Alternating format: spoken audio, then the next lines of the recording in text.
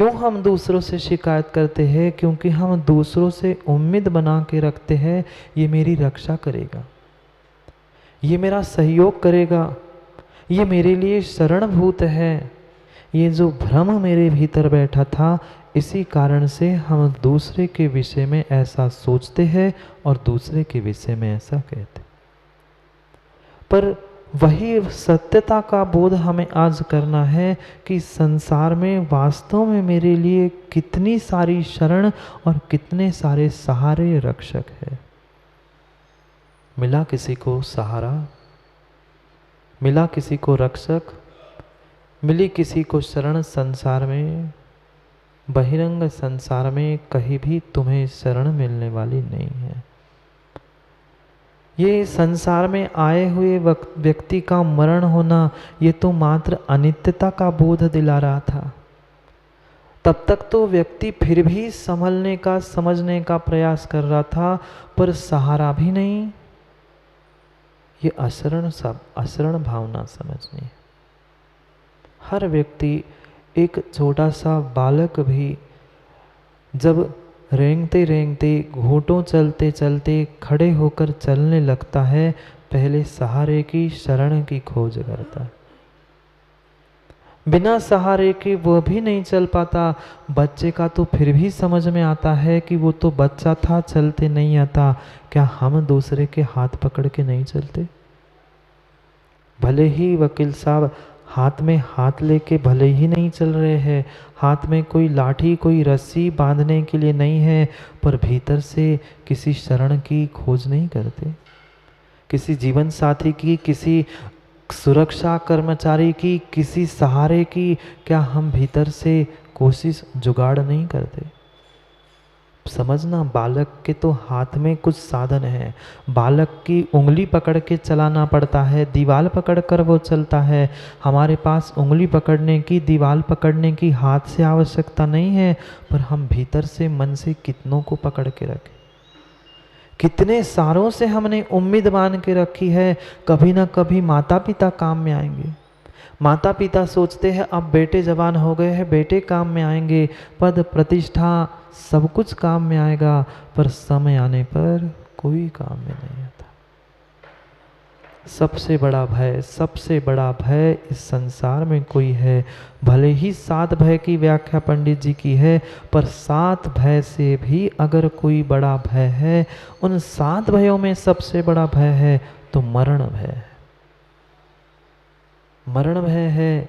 इन भयों से दूर होकर ही हमें संसार से पार होना है। मरण भय, आकस्मिक भय, वेदना भय, इन सब से बचने के लिए ही तो यहाँ सिखाया जा रहा है। क्यों सहारा खोजा? अनित्य भावना में तो अनित्यता का बोध करते हुए हमने मरण भय से दूर होने का प्रयास किया। ये निर्णय कर लिया, आए हैं तो जाना निश्चित है। अब अशरण भावना अन्य भयों को भी बता रही है, आकस्मिक भय से भी मत डरो। ना किसी वेदना से डरो, ना किसी भी प्रकार से भय से, डर से, डरने से काम बनने वाला नहीं है। नहीं डरते ना माताओं, नहीं डरते ना। एक छोटे से कॉकरोच और छिपकली से तो डर जाते हैं। वहाँ कितनी दूर वो छिपकली होती है, दीवार पर चलती है, उस कमरे में ही व्यक्ति नहीं जाता। नहीं, कमरे में छिपकली है, जैसे तुम्हें खा जाएगी। ये भीतर डर बैठा है, पता नहीं वो छिपकली मेरे ऊपर गिर जाए, काट ले, जहरीली होती, मर जाऊं तो। उसके लिए भी व्यक्ति सोचता है हाथ में कुछ लाठी ले जाऊं, छाता ले जाऊं, कुछ तो सुरक्षा के लिए ले जाऊं। चाहे जितने भी प्रकार का सुरक्षा कवच क्यों ना बता लेना, पर सुरक्षा समय पर होने वाली नहीं है। और अक्सर यही देखा जाता है, जो जिंदगी भर साथ देता है वही समय पर टांग देता है। विषमता के ही समय में ऐसा देखा जाता है, जो 24 घंटे साथ देने वाला था, जिससे हमें बहुत सारी उम्मीदें थी, रक्षा के लिए जिसे हमने रखा था, वही रक्षक भी भक्षक होते हुए देखा। कई सारी ऐसी घटनाएं आपने पढ़ी नहीं है। घर में पाल के रखा था कुत्ता, बाहर से कोई चोर उचक के आकर ना कुछ कर जाए, पता चला उस कुत्ते ने ही घर मालिक को काट के खा लिया। ऐसी भी घटना है। फिर कहाँ हम व्यर्थ में शरण खोज रहे हैं, कहाँ किसकी रक्षक की, किस सहारे की खोज कर रहे हैं। प्रति समय हर व्यक्ति चाहता है कि ठीक है, कोई ना कोई तो मदद कर लेगा, कोई ना कोई तो सहयोग कर लेगा। कोई सहयोग नहीं करने वाला अंकित, कोई सहयोग करने वाला नहीं है। मिला क्या कोई सहयोग करने वाला? अपने अपने कहने वाले भी समय आने पर हाथ खड़े कर लेते हैं, दूर भग जाते हैं। फिर कहाँ हम व्यर्थ में उस शरण की खोज कर रहे हैं, रक्षक की खोज कर रहे हैं। वास्तव में एक मर्म भेदी सच्चाई को हमें स्वीकार करना होगा। मरना भी निश्चित है और मरने तक कोई भी सहारा, कोई भी शरण मेरे लिए नहीं है। बहुत बड़ी जिंदगी की बहुत बड़ी ये एक सच्चाई है, मर्म भेदी सच्चाई है। वास्तविकता में उसे जीव ने स्वीकार कर लेगा तो उसका दिल भी दहल जाएगा। अभी तो मात्र हम विमल भैया यहाँ सुन रहे हैं, विचारों की प्रक्रिया चल रही है, विचारों का मंथन चल रहा है, इसलिए सबको अच्छा लग रहा है। हाँ महाराज जी सही, कोई शरण नहीं, कोई शरण नहीं। क्योंकि भीड़ में बैठे हैं, आप अकेले नहीं बैठे वकील साहब समझने के लिए, सुनने के लिए। पर निर्णय कभी भी भीड़ में नहीं होता, निर्णय होगा तो एकांत में होगा। अभी तो 4, 20, 50, 100 लोग एक साथ बैठे हैं, इसलिए हमें लग रहा है ठीक है, कह रहे हैं महाराज जी सत्य है। पर कभी दरवाजे खिड़की सब बंद करके अकेले कमरे में बैठकर सोचना कि क्या सही में मेरे लिए कोई शरण नहीं है, क्या मेरे लिए कोई भी सहारा नहीं है। जिन माता पिता को मैंने अपना माना था, भाई बंधु को अपना माना था, मित्र परिवार, घर मकान नौकर सबको अपना माना था, क्या कोई मेरा नहीं है? अभी किंचित भी समझ में नहीं आएगा। अभी शब्दों को सुन लो, क्योंकि मात्र हम भीड़ में बैठकर विचार कर रहे, चिंतन कर रहे हैं। ऐसे ही जिस दिन निहाल चंद जी आप अकेले कमरे में बैठकर चिंतन करने लग जाओगे कि मेरे लिए कोई भी सहारा नहीं है, 5 मिनट 10 मिनट से ज़्यादा तुम एकांत में नहीं रह सकते, गेट खोल के चिल्लाने लगोगे, कोई है क्या, मुझे घबराहट हो रही है। बहुत सारे जीवों को पूछो ना, अभी कुछ दिन पहले जब लॉकडाउन था, सबको घर में बंद कर दिया था, तब कैसी घबराहट हो रही थी, तड़प रहे थे, कहीं बाहर निकलूं, कहीं किसी से बात कर लूं, नहीं हो रहा था। अभी मात्र यहाँ बैठे बैठे वह सुन रहे हैं, बहुत सारे लोग आ रहे हैं जा रहे हैं, इसलिए हमें वास्तविकता का बोध नहीं हो रहा है। निर्णय भीड़ में करना होगा। निर्णय हम भीड़ में कर रहे हैं इसलिए समझ में नहीं आ रहा है। निर्णय हमें एकांत में बैठकर ही करना। चाहे जीवन का निर्णय हो, चाहे मरण का निर्णय हो, दोनों भी एकांत में ही करने होंगे। मरण का भी निर्णय करना है, समाधि भी करनी है, तो वो भी नियम से पंडित जी, भीड़ में समाधि हो ही नहीं सकती। भीड़ इकट्ठी कर लो, इसको बुलाओ उसको बुलाओ, ये भक्त वो भक्त, मैं समाधि कर रहा हूँ, नहीं होगी। एकांत में बैठकर ही, सामायिक एकांत में बैठकर ही समाधि मरण और एकांत में ही बैठकर तत्वों का निर्णय किया जा सकता है कि मेरे लिए कोई शरण नहीं है। अभी तक शब्दों में समझा है, इसलिए हमें वैसा लग ही नहीं रहा है कि मैं अकेला हूं, मेरे लिए कोई शरण नहीं है। कौन शरण था उस अंजना को? कल समझी थी कथा, कौन शरण था अंजना को? माता पिता, सास ससुर, पति बेटा, किसने शरण दी? किसी ने नहीं दी शरण, किसी ने नहीं शरण दी। माँ मामा कहने वाला मामा भी, कौन? मामा कहने वाला संयम मामा भी, तुम्हारे मामा की नहीं कह रहा हूं, नहीं तो तुम जाके कह दो संतोष पंडित। जो माँ से भी बढ़कर प्रेम देने वाला होता है, मामा कहलाता है, वह मामा भी क्या कृष्ण की हत्या करने के लिए नहीं तुतित हुआ था? क्या सग्गा मामा कोई दूसरा था क्या? अपने ही बहन के बेटे को नष्ट करने के पीछे क्या कुछ नहीं किया। पहले बेटे से लेकर आखिरी उसका जन्म होने तक सबको मारने का प्रयास किया। मार नहीं पाए, वह कृष्ण का पुण्य था, ये सब कुछ परम सत्य है, पर प्रयास नहीं किया था। बहुत खुशी से वे बहन पहुंची थी भाई के घर में कि हाँ मेरे भाई ने बुलाया है, वहीं पर मैं बच्चों को जन्म दूंगी।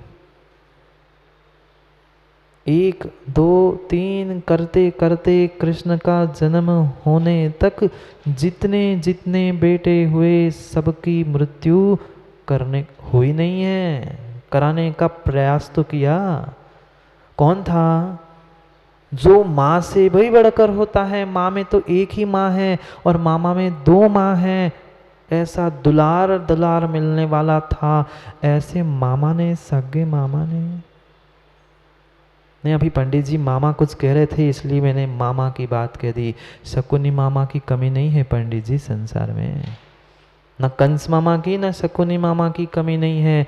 भले ही वे नाम के लिए मामा थे, पर मामा जैसा काम किया क्या? न कंस ने न शकुनी ने। मार नहीं पाए भिन्न विषय है, पर मारने का पूरा पूरा प्रयास किया था। जन्म के उस जन्मजात बच्चे को क्या अकल थी, क्या उसकी शक्ति थी, फिर भी उसको मारने का प्रयास किया। पुनः पता चला कुछ साल बाद, कुछ वर्ष बाद, कहीं अन्य जगह गोपिकाओं के साथ वह कृष्ण पल रहा है, बढ़ रहा है, वहाँ भी पूतना भेजी, कितना कितना प्रयास किया। हम बहुत खुश हो जाते हैं, ठीक है माँ नहीं है, पिता नहीं है, मामा है, चाचा है, भतीजा है, ये है वो है, विश्वास मानना कोई भी समय पे साथ नहीं देता। आप लोगों के अनुभव पे नहीं आया क्या? आप लोगों पे अनुभव में संजय भैया नहीं आया क्या? नहीं आता। अपने स्वयं के माता पिता को संभालने के लिए भी लोग आगे पीछे देखते हैं, नहीं देखते कभी मतलब भैया। घर घर की कहानी है, कहानी घर घर की है, ये वास्तविकता है। जिसने जिसने सच्चाई को नहीं समझा है, बेचारा वही भ्रमित है, वही भ्रमित है। निर्णय हमें एकांत में बैठकर कुछ क्षण तो करना होगा। जिस दिन चिंतन करने लग जाओगे निहाल चंद जी, पक्का निर्णय है, मुझे विश्वास है आप वहाँ बैठे नहीं मिलोगे। अभी तक निर्णय एकांत में बैठकर हमने किया ही नहीं है। मेरे लिए कोई सहारा शरण नहीं है। 15 मिनट भी व्यक्ति नहीं बैठ सकता एकांत में ये चिंतन करते हुए। खिड़की दरवाजा खोलकर दौड़ेगा, कोई है क्या, कोई तो मेरी आवाज सुनो, कोई तो बात करने आ जाओ। कैसे नहीं है मेरी शरण? ये सामने तो दिख रहे हैं, सब मेरे आगे पीछे घूम रहे हैं, पर सभी सर्कल पर घूम रहे हैं, भीतर कोई ये नहीं आ पा रहा है। सब अशरण को हमने शरण मान के रखा है, वे शरण किंचित भी नहीं है। मरते समय कोई किसी को बचा सकता है?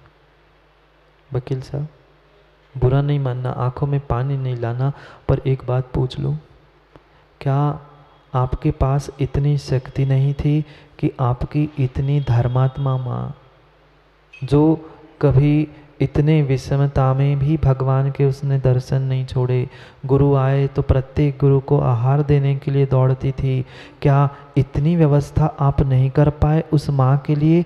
जब मरने का समय आया था, कुछ और समय सांसें देकर कम से कम गुरु के पास ले आते।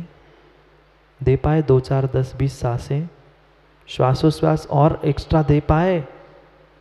नहीं दे पाए। कितना ही वे डॉक्टर कहते रहे कि वेंटिलेटर पे रखा है, ऑक्सीजन दे रहे हैं, वे तब तक ही दे पाते हो जब तक उसके आयु कर्म के निषेक है। दे पाए 2 20 50 100 सांसें? नहीं दे पाए। जो चाहे हो, बड़ा से बड़ा व्यक्ति क्यों ना हो, पर उसको भी सांसें, श्वासोश्वास कृत्रिम रूप से क्या, असली रूप से अपनी निकाल के दे दो ना। आपकी माँ अच्छी नहीं थी क्या वकील साहब? आपको अच्छी नहीं लगती थी? आपको राग नहीं था क्या? था, पर राग था, सब कुछ था, पर कुछ उनके प्राण बचाने के लिए कर पाए? नहीं कर पाए, नहीं कर पाए। सम्राट महाबल सेनानी, सम्राट महाबल सेनानी उस क्षण को टाल सकेगा क्या? अशरण मृत काया में हर्षित निज जीवन डाल सकेगा क्या? निज जीवन डाल पाए? अच्छी नहीं थी क्या माँ? बोलो ना वकील साहब, अच्छी नहीं थी क्या?